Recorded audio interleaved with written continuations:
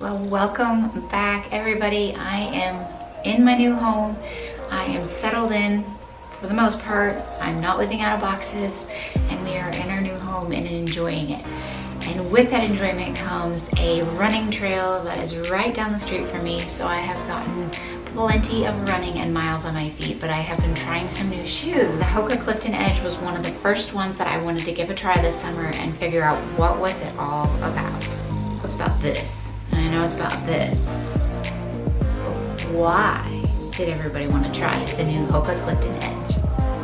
Alright guys, so I got the Hoka Clifton Edge probably about 6 weeks ago, right before I moved into the home. So I ran kind of in my previous location, which again is to note, it's only about 8 miles away from where I was. So it's not like I moved to a different state with elevation or different climate. Very similar area. But I was in the need of a new Hoka Clifton. I had been running in my Cliftons since January of 2020 from the Run Disney Dopey Challenge in 2020. Pretty much right before the world shut down. That's what I was running in. And I was running in it for quite some time. So I knew it was time to update, but I didn't know if I wanted to spend my money getting another Hoka Clifton 7 and wait for them to come out, because these debuted just a little bit before the Hoka Clifton 7 came out. And I thought, I'm going to give the Hoka Clifton Edge a try. So I picked up the Hoka Clifton Edge from Running Warehouse. And if you guys get a chance, head on over to Run Like Heller. She has a YouTube channel and she does great promos. She gives you great information. She's always uploading new information and videos about new shoes. And this was actually what sold me on it, was her YouTube video. She had got them kind of early on before the big release. And after I watched her video, I knew I wanted to try these. So once I got the Hoka Clifton Edge, I ended up getting a pair of insoles that I put in all my shoes. Every running shoe I've used for probably the last 10 years, I've always used the same insole. Threw those in and went for a run. And my dog's stealing my notes. When you have a new puppy and I have notes, she's eating them. No, you're not supposed to eat those. That's the information that they want. Yeah, you're not helping. Don't eat my information. Pardon the interruption, my new puppy likes to eat shoes, which is just a fantastic collaboration that I have, because I absolutely adore and love shoes, and my dog does too. So it's not mixing well. So I pardon the bell if you hear it, because she sees all these shoes on the floor that I'm going to be reviewing, and she thinks that I'm just laid out like a Christmas tree with presents underneath it. Oh my goodness. So I grabbed the Clifton Edge, I put them on my feet, added my insole in them, and I went for my first run. So with the Hoka Clifton Edge, it has this new yarn upper on the upper, and I noticed that it was extremely comfortable. It fit like a glove. It was very soft, didn't get any rubbing issues. It was very, very comfortable in my mind, almost like I didn't know that it was there. So the Hoka yarn that they're using on the upper is extremely comfortable. Don't change it at all. I love everything about it. It has kind of a gusseted tongue here on the top, where it's basically sewed into kind of the inside of the shoe. Had no problems with that. So the big thing that you guys see is that going from a Hoka Clifton 7, which is a high stack height maximal shoe, which means you have a lot of cushion. Basically, it's very plush, so when you land, a lot of that absorption is going into the maximal shoe and not into your joints and your bones, and you basically can use these shoes a lot for recovery or go longer or harder. So I almost always use a maximal shoe, and I can go in between a neutral running shoe or a stability shoe. With this midsole, it seemed similar to a Hoka Clifton. I wear a lot of Hoka Cliftons. I literally have the Hoka Clifton 1 original. So back in 2014 when I got this and I ran the Louisville Marathon and picked them up at the expo, I still have the very first one, because I've always used these as like a judgment when I'm getting new shoes to kind of see like what's the cushioning like.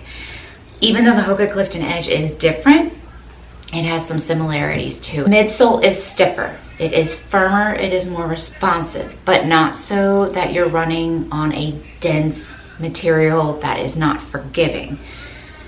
It is in the category of responsive, but yet plush. So the best way I can size up the Clifton Edge midsole is that it's very similar to the Hoka Clifton 6 midsole that I have been running in for 9+ months, but this one's going to be a touch firmer. So if that's right up your alley, this may be a shoe that you want to basically go out and buy. This is a good midsole. It's a little bit firmer. I tend to always like the plusher, the softer, the better. However, I was getting to the point where I thought maybe I would get more durability out of the shoe if I got a shoe that had a better or firmer midsole. I don't know, I haven't had it that long.